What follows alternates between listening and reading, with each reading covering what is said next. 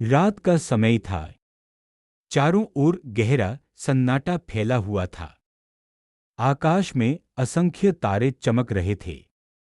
उसी समय भगवान विष्णु के वाहन गरुड़ जी के मन में एक ऐसा प्रश्न उठा जो शायद हर मनुष्य के मन में कभी न कभी अवश्य आता है।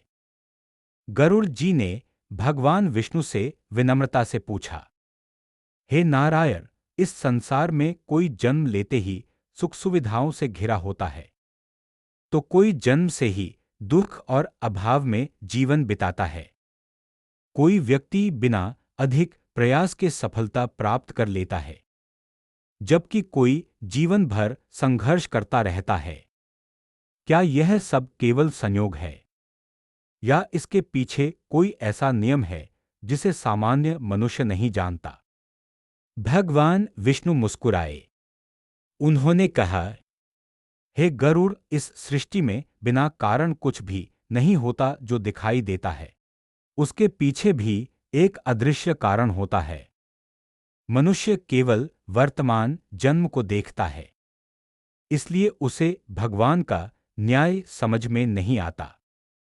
भगवान की यह बात सुनकर गरुड़ जी और भी उत्सुक हो गए।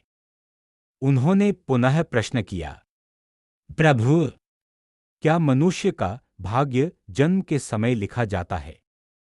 भगवान विष्णु बोले, हे गरुड़, जीव का वर्तमान जीवन उसके पूर्व कर्मों से जुड़ा माना गया है। शरीर बदलता है, लेकिन आत्मा अपने कर्मों के संस्कारों के साथ आगे बढ़ती है। यही वह रहस्य है जिसे अधिकांश लोग समझ नहीं पाते। मनुष्य सोचता है कि भगवान बिना कारण किसी को सुख और किसी को दुख देते हैं, लेकिन शास्त्रों में कर्म के सिद्धांत को अत्यंत महत्वपूर्ण बताया गया है। भगवान विष्णु कहते हैं, जब मनुष्य मृत्यु को प्राप्त होता है, तब उसका शरीर पंचतत्व में विलीन हो जाता है, लेकिन आत्मा अपने कर्मों के प्रभाव के साथ आगे की यात्रा करती है। गरुड़ पुराण में मृत्यु के बाद आत्मा की यात्रा का विस्तार से वर्णन मिलता है। वहां बताया गया है कि जीव अपने कर्मों के अनुसार विभिन्न अनुभवों से गुजरता है।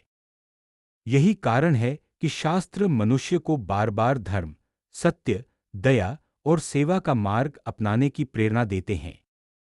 गरुड़ जी ने पूछा, हे प्रभु, यदि आत्मा अपने कर्मों को साथ लेकर जाती है, तो क्या अगले जन्म का जीवन भी उन्हीं कर्मों से प्रभावित होता है?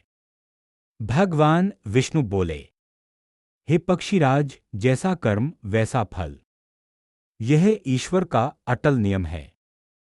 यही कारण है कि किसी के जीवन में सुख अधिक दिखाई देता है और किसी के जीवन में संघर्ष। लेकिन यहां एक बात समझना बहुत आवश्यक है। इसका अर्थ यह नहीं कि वर्तमान जीवन पूरी तरह बदल ही नहीं सकता। भगवान विष्णु आगे कहते हैं कि मनुष्य को वर्तमान में भी धर्म और सत्कर्म करने चाहिए, क्योंकि वर्तमान के कर्म भविष्य के फल का कारण बनते हैं। यदि सब कुछ पहले से ही निश्चित होता, तो फिर दान, तप, जप, भक्ति और सेवा का कोई महत्व ही नहीं रहता। लेकिन शास्त्र इन सभी का महत्व बताते हैं। इसका अर्थ है कि मनुष्य का वर्तमान आचरण भी अत्यंत महत्वपूर्ण है। भगवान विष्णु ने गरुड़ जी को समझाने के लिए एक सरल उदाहरण दिया। उन्होंने कहा, जिस प्रकार किसान जैसा बीज बोता है, समय आने पर वैसी ही फसल काटता है, उसी प्रकार मनुष्य भी अपने कर्मों का फल प्राप्त करता है। यदि कोई किसान गेहूं बोकर चावल की आशा करे, तो क्या यह संभव है? नहीं। उसी प्रकार यदि मनुष्य अधर्म के मार्ग पर चले और सुख की अपेक्षा करे, तो यह प्रकृति के नियम के विपरीत होगा। इसीलिए शास्त्र बार बार कहते हैं कि कर्म ही भविष्य की दिशा निर्धारित करते हैं। लेकिन गरुड़ जी के मन में अभी भी एक प्रश्न था। उन्होंने पूछा, प्रभु, यदि किसी ने अपने जीवन में अनेक गलतियां की हों, तो क्या उसका कोई उपाय है? भगवान विष्णु बोले, हे गरुड़, मनुष्य जब सच्चे मन से पश्चाताप करता है, अपने आचरण को सुधारता है और धर्म के मार्ग पर चलता है, तब उसका जीवन भी बदल सकता है। यही कारण है कि सनातन धर्म केवल दंड की बात नहीं करता, बल्कि सुधार का मार्ग भी दिखाता है।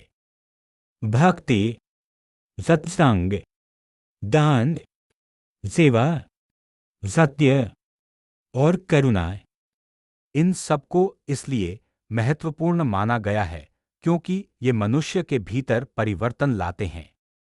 और जब मनुष्य भीतर से बदलता है, तभी उसका जीवन भी बदलने लगता है। लेकिन भगवान विष्णु ने गरुड़ जी को एक और गहरा रहस्य बताया। उन्होंने कहा, सबसे बड़ा भाग्य धन नहीं है, सबसे बड़ा भाग्य सुंदर शरीर नहीं है, सबसे बड़ा भाग्य ऊंचा पद भी नहीं है। सबसे बड़ा भाग्य है धर्म का ज्ञान और सही कर्म करने की बुद्धि। क्योंकि धन कभी भी समाप्त हो सकता है, यश भी एक दिन चला जाता है, शरीर भी वृद्ध हो जाता है, लेकिन अच्छे कर्मों का प्रभाव बहुत दूर तक माना जाता है। यही कारण है कि महापुरुष कठिन परिस्थितियों में भी धर्म का मार्ग नहीं छोड़ते। वे जानते हैं कि परिस्थिति अस्थायी है, लेकिन कर्मों का प्रभाव स्थायी माना जाता है। इसलिए वे दूसरों की सहायता करते हैं, सत्य बोलते हैं, किसी का अधिकार नहीं छीनते, अहंकार से दूर रहते हैं और हर कार्य ईश्वर को समर्पित भाव से करते हैं।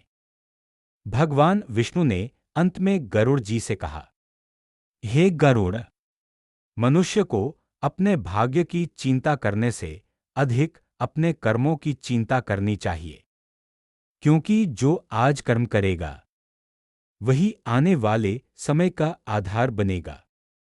गरुड़ जी ने भगवान को प्रणाम किया। अब उनके सभी प्रश्नों का समाधान हो चुका था। उन्हें समझ आ गया कि भगवान किसी के साथ अन्याय नहीं करते। वे केवल कर्म के शाश्वत नियम के अनुसार फल प्रदान करते हैं।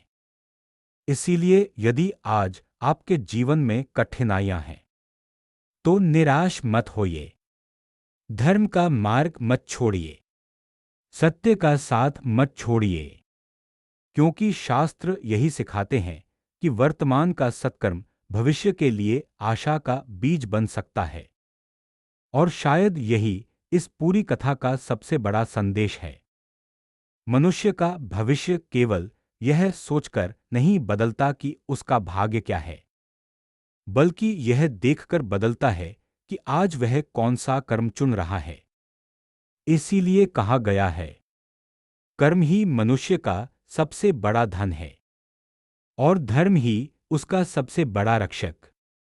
यदि यह कथा आपको ज्ञानवर्धक लगी हो, तो इसे अपने परिवार और मित्रों के साथ अवश्य साझा करें। ऐसी ही सनातन धर्म, गरुड़ पुराण और भगवान विष्णु से जुड़े रहस्यों को जानने के लिए हमारे साथ जुड़े रहिए। हरि ओम तत्सत।